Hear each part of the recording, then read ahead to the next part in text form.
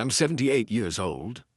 I wake up most mornings before the sun, not because I need to, but because my body no longer understands the idea of sleeping in. The house is quiet at that hour. Too quiet. That's when the loneliness feels the loudest, and that's usually when I start thinking about how hard I worked and how empty all that effort feels now. I'm not telling this because I want sympathy. I don't need it.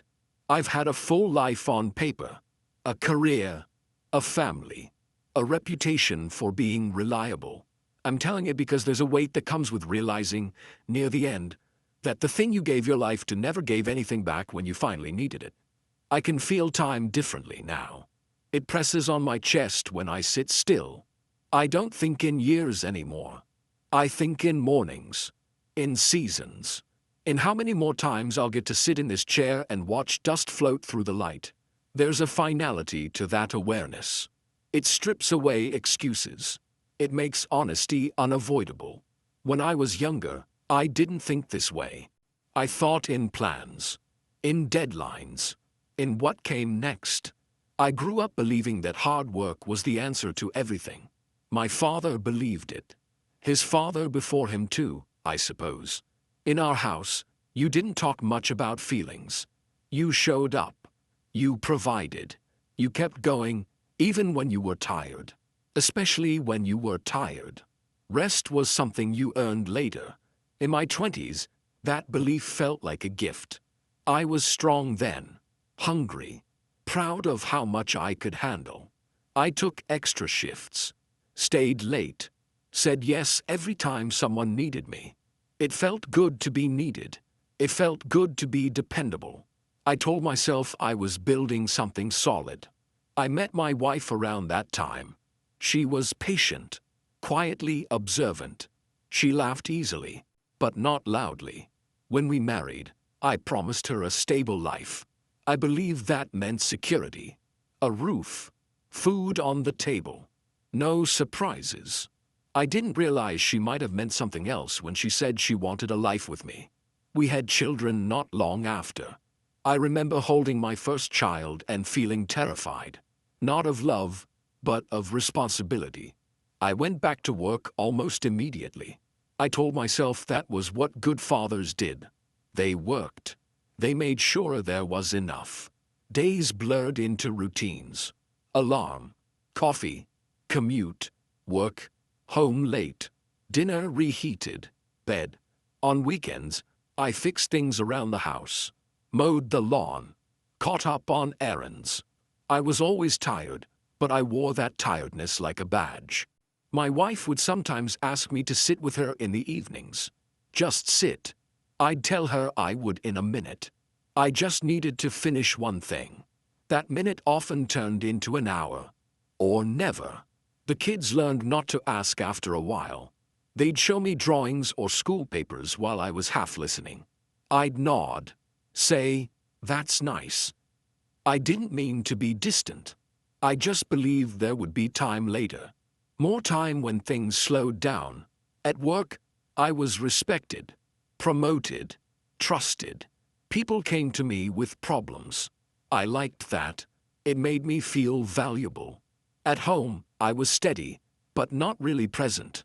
I told myself my family understood. I assumed they felt my love even when I didn't show it. The cost of that assumption was quiet. There was no argument. No dramatic breaking point. Just small moments I missed. School plays I arrived late to. Conversations I postponed. Bedtimes I skipped because I was too exhausted to climb the stairs. My wife stopped asking me to sit with her. She filled her time elsewhere. Friends. Hobbies. The children grew older and more independent. They learned to solve things without me. I mistook that for success. Years passed that way. Decades, really. I kept chasing the next goal. A better position. A higher salary. A little more recognition. Each achievement felt satisfying for a moment, then hollow. So I worked harder. I told myself the loneliness I sometimes felt was just stress, or fatigue, or the price of responsibility. Everyone felt this way, I thought. This was adulthood.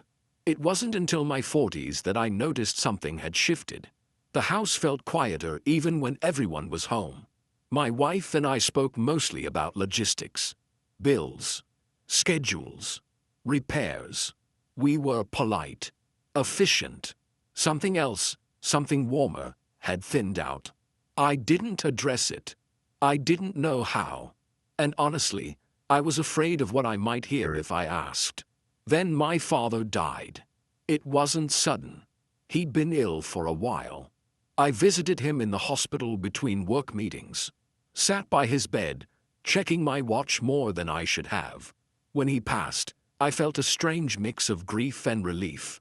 Relief that the waiting was over, that the responsibility was gone.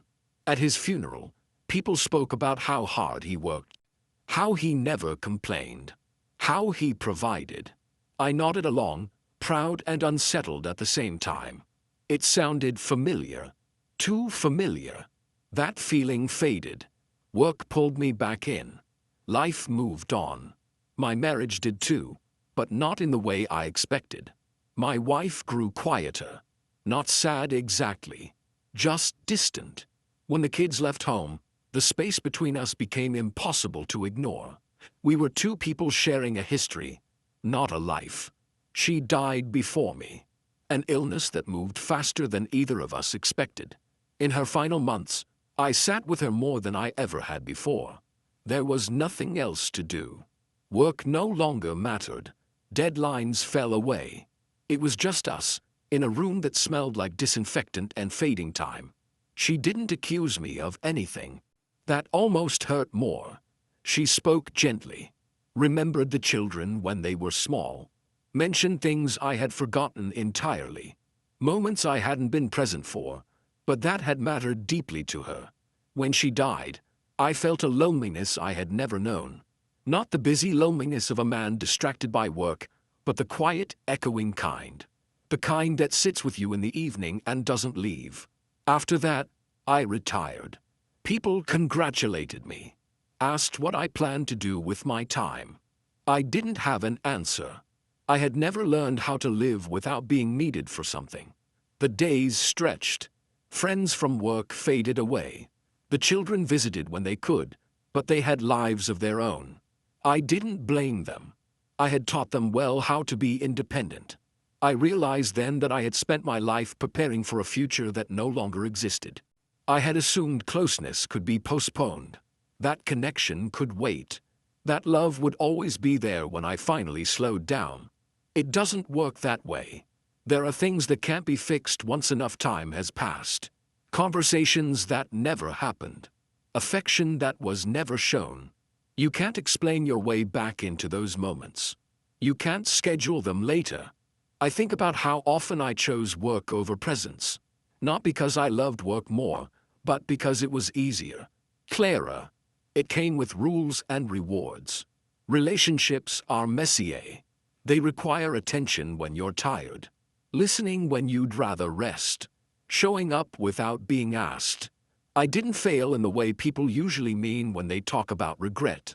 I didn't make one terrible mistake. I made thousands of small, reasonable choices that added up to distance. Now, at 78, I sit with that truth. Some days it's manageable. Other days it feels like a physical ache. I think about how little of me will be remembered. A job title that no longer exists. Projects no one talks about. Effort that disappeared the moment I stopped providing it. What remains are fragments. A few memories my children carry. Some habits they picked up without realizing where they came from. I wish there were more. If you're listening to this, I won't tell you what to do. I don't know your life, your pressures, your responsibilities. I only know what it feels like to reach this age and understand that working harder never filled the loneliness I carried. It only distracted me from noticing it. I wish I had understood that presence is not something you make time for later. It's something you choose when it's inconvenient, when you're tired, when it feels unproductive. I wish I had sat down more often, put things aside, looked at the people I loved and stayed there, even when my mind was elsewhere. There isn't much time left for me. I feel that clearly now. I don't say it with fear, just with honesty.